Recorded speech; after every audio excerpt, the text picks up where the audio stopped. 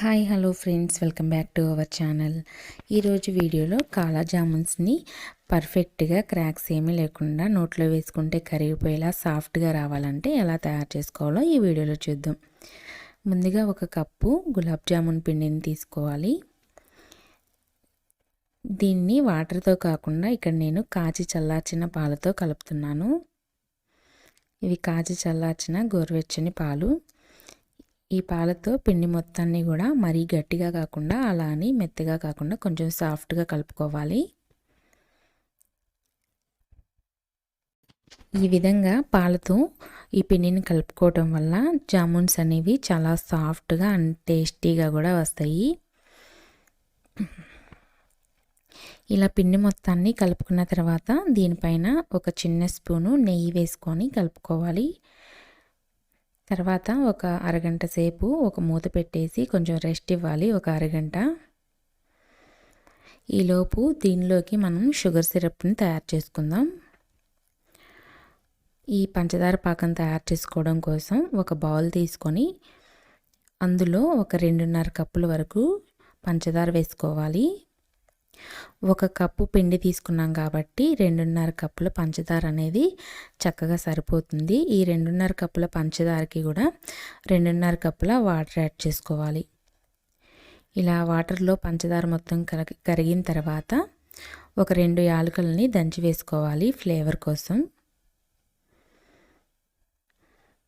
దీన్ని మీడియం ఫ్లేమ్లో పెట్టుకొని తిప్పుకుంటూ తీగపాకం కన్నా కొంచెం తక్కువగా ఉన్నప్పుడే స్టవ్ ఆఫ్ చేసుకోవాలి. తీగపాకం కూడా రావసరం లేదు, దానికన్నా ముందే స్టవ్ ఆఫ్ చేసుకుంటే సరిపోతుంది. ఇక్కడ పంచదార పాకం రెడీ అయిపోయింది. ఇప్పుడు దీన్ని పక్కన పెట్టేసుకొని మనం ముందుగా కలిపిన ఈ పిండిని తీసుకొని ఒకసారి మళ్ళీ బాగా కలుపుకోవాలి. ఇలా కలుపుకున్న తర్వాత జామున్స్ అనేవి క్రాక్స్ రాకుండా చక్కగా ఎలా చేసుకోవాలో ఇక్కడ మీకు ఒక టిప్ చూపిస్తాను చూడండి. ఇలా చేతికి కొంచెం ఒక చుక్క నెయ్యిని కానీ లేదా నూనెని కానీ రాసుకోవాలి. ఆ తర్వాత కొద్దిగా పిండి తీసుకొని మనం ఏ సైజులో చేసుకోవాలనుకుంటున్నామో అంత పిండి తీసుకొని ఇలా 2 చేతుల మధ్య కూడా ప్రెస్ చేస్తూ రౌండ్గా పొడుగ్గా చేసుకోవాలి. ఇలా ప్రెస్ చేస్తూ చేసుకోవడం వల్ల జామున్స్ అనేవి క్రాక్స్ లేకుండా, ఆయిల్లో వేసినప్పుడు క్రాక్స్ రాకుండా పగలకుండా చక్కగా నీట్గా వస్తాయి. ఇలా వీడియోలో చూపించిన విధంగా చేస్తే పర్ఫెక్ట్గా వస్తాయి.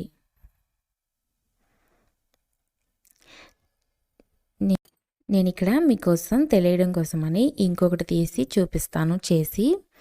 ఇలా పిండిని తీసుకొని 2 చేతుల మధ్యలో ప్రెస్ చేస్తూ కాలా జామున్ని చేసుకోవాలి.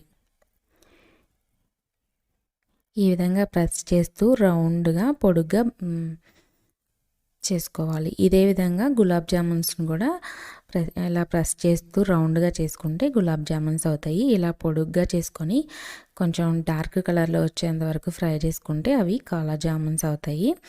ఇలా అన్నీ కూడా చేసి పెట్టుకున్న తర్వాత ఒక ప్యాన్లో ఆయిల్ వేసుకొని ఆయిల్ కొంచెం హీట్ అయిన తర్వాత లో ఫ్లేమ్లో పెట్టుకొని లో నుంచి మీడియంకి అడ్జస్ట్ చేసుకుంటూ ఈ జామున్స్ని కాల్చుకోవాలి. లేదంటే పైన బాగా కాలిపోయి లోపల అనేది పచ్చిగా ఉంటుంది కాబట్టి లో టు మీడియంలో అడ్జస్ట్ చేసుకుంటూ ఫ్రై చేసుకోవాలి. ఇలా ఒక్కొక్కటి ఆయిల్లో నిదానంగా వేసుకొని అవి కొంచెం కాలి పైకి తేలినప్పుడు రెండో వైపుకి తిప్పుకోవాలి. ఇవి కొంచెం కాలి ఇప్పుడు కొద్దిగా పైకి తేలినాయి కదా, నేను రెండో వైపుకి తిప్పుకుంటున్నాను. రెండు వైపులా కూడా గోల్డ్ కలర్ వచ్చేంత వరకు ఫ్రై చేసుకోవాలి. మీకు నచ్చితే కనుక ఇంకా బాగా డార్క్ కలర్లో కూడా ఫ్రై చేసుకోవచ్చు. నేను ఇక్కడ ఓన్లీ గోల్డ్ కలర్ వచ్చేంత వరకు మాత్రమే ఫ్రై చేశాను. చూసారు కదా, చక్కగా గోల్డ్ కలర్లోకి ఫ్రై అయినాయి. ఇలా ఫ్రై అయిన తర్వాత వీటిని స్ట్రైనర్తో ఆయిల్ ఏమీ లేకుండా తీసుకొని వేడివేడిగా ఉన్నప్పుడే పాకంలో వేసుకోవాలి. అప్పుడే పాకం అనేది ఇవి బాగా పీల్చుకుంటాయి. ఇక్కడ సైజ్ అనేది కొంచెం చిన్నగా కనిపిస్తుంది కదా, ఇవి పాకంలో వేసిన తర్వాత ఈ పాకం అంతా కూడా బాగా పీల్చుకొని అవి సైజు కొంచెం పెద్దగా అవుతాయి.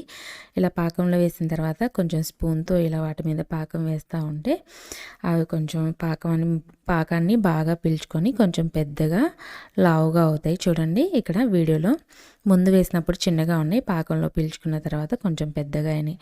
పాకంలో వేసిన తర్వాత ఇలా ఒక అరగంట సేపు వదిలేస్తే అవి లోపల వరకు కూడా ఆ పాకాన్ని అబ్జర్వ్ చేసుకుంటాయి. తినేటప్పుడు కూడా చాలా టేస్టీగా ఉంటాయి.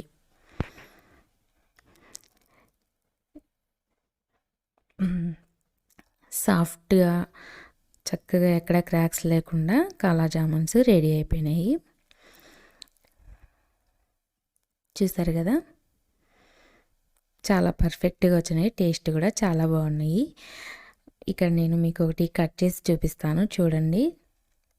లోపల వరకు కూడా పంచదార పాకం అనేది పీల్చుకొని చాలా సాఫ్ట్గా ఉన్నాయి. నోట్లో వేసుకుంటే కరిగిపోయినాయి.